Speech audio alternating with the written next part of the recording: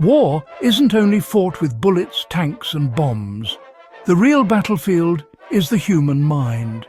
Long before armies clashed, fear was planted, doubt was cultivated, confidence was shattered.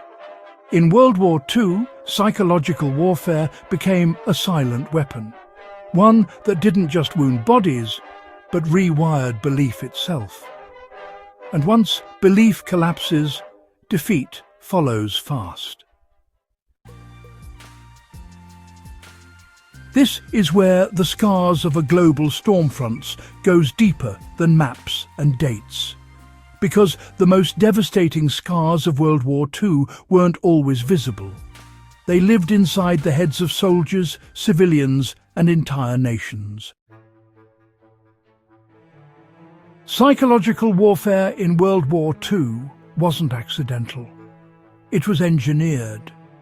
Every major power understood one brutal truth. If you can control how the enemy thinks, you control how they fight. Fear was the entry point. Bombing campaigns weren't only about destroying factories, they were about exhausting nerves. Air raid sirens at night, explosions without warning, sleepless cities slowly losing morale. The goal wasn't instant surrender. It was long-term psychological erosion. On the front lines, constant artillery barrages were designed to break soldiers mentally, even when they caused minimal physical damage. Endless noise, no pattern, no rest. Over time, soldiers stopped trusting silence. Anxiety became permanent. This was war fought inside the skull. Propaganda became a daily diet. Posters, radio broadcasts, newsreels, carefully crafted messages flooded homes and trenches alike. These weren't random slogans. They were precision tools. Psychological warfare thrived on repetition. Simple phrases, clear villains, absolute certainty. Once repeated often enough, doubt vanished. People didn't just accept the message, they defended it. Enemy nations were dehumanized, not as rivals, as monsters. This made killing easier, guilt quieter, resistance weaker. At the same time, internal propaganda kept populations obedient. Sacrifice was glorified. Questioning became treason. Fear of the enemy blended seamlessly with fear of dissent. This wasn't persuasion, it was psychological conditioning. One of the most effective psychological tactics of World War II was deception. Entire military operations were built on lies so convincing they reshaped enemy strategy. Fake armies were created with inflatable tanks and wooden aircraft. False radio traffic simulated troop movements. Double agents fed carefully selected misinformation. The result was paralysis. Enemy commanders hesitated. Reinforcements were misplaced. Critical decisions were delayed. Confusion kills momentum, and momentum wins wars. The brilliance of these mind games wasn't just in the trick itself, but in the confidence they destroyed. Once leaders realized they could be deceived, every decision became heavier. Every move felt risky. Doubt became constant. That hesitation cost lives and battles. Psychological warfare didn't stop when fighting ended. Prisoners of war faced relentless mental pressure, isolation, uncertainty, manipulation.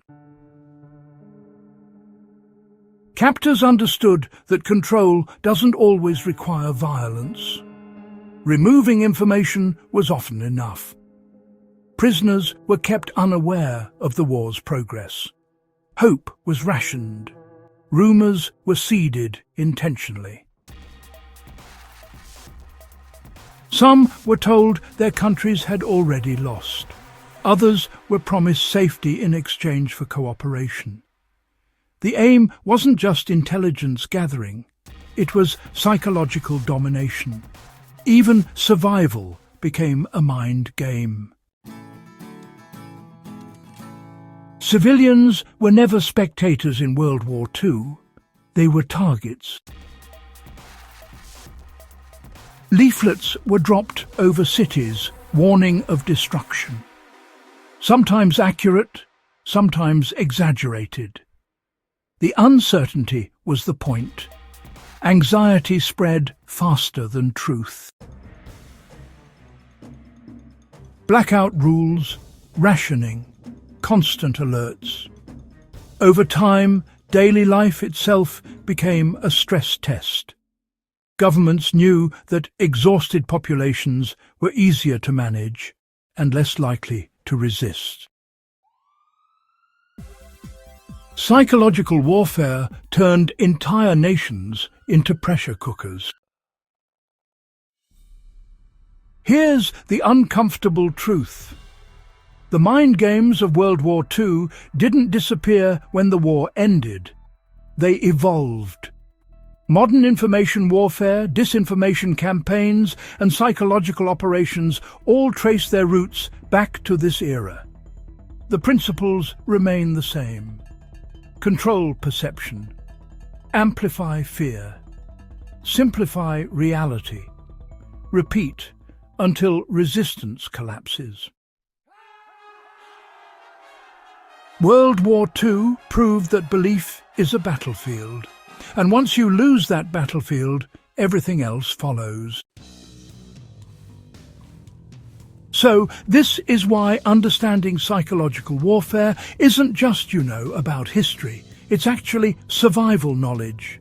Because, well, the weapons may change, but human psychology doesn't.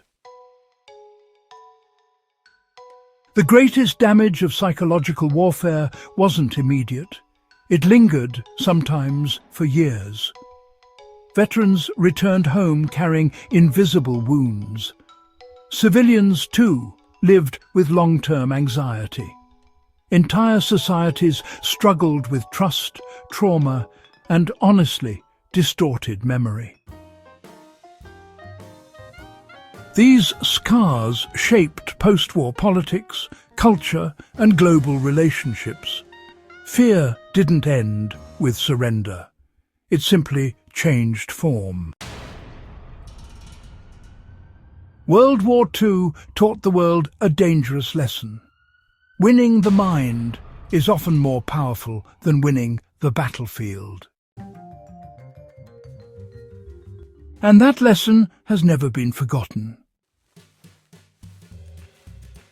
If this kind of deep, unfiltered history matters to you, history that goes beyond dates and dives into human survival, then you're in the right place.